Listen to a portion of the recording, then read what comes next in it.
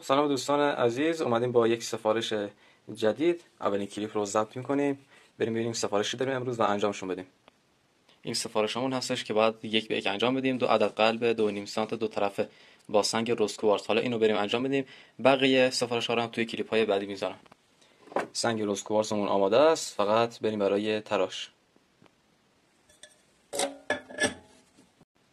خب توی اولین مرحله باید سنگ رو تراش بدیم به قطر 11 میل، یعنی 1 سانت و 1 میل یا 1 سانت و 3 میل فرقی نمیکنه. بستگی به کار خودتون داره که بتونید چجوری کار رو در بیارید و اندازه ها رو توی آموزش ها میگم. توی این ویدیو نمیشه که واسهتون توضیح بدم. بریم واسه تراش.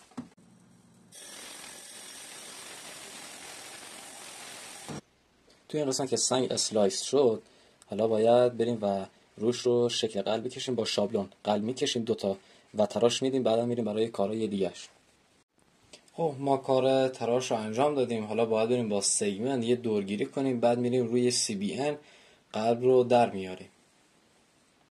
خب دوستان میریم توی این مرحله که باید قلب ها رو دورشون رو با CBN بگیریم تا به این خط اصلی برسه و این قسمت رو هم توی آموزش ها میگم که چجوری باید گرفته بشه.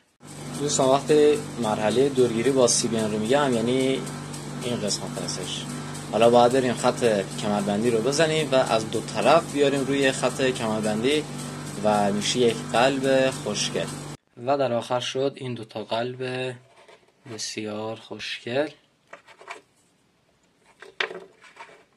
اینم از اتمام سفارش. بریم که خطش بزنیم.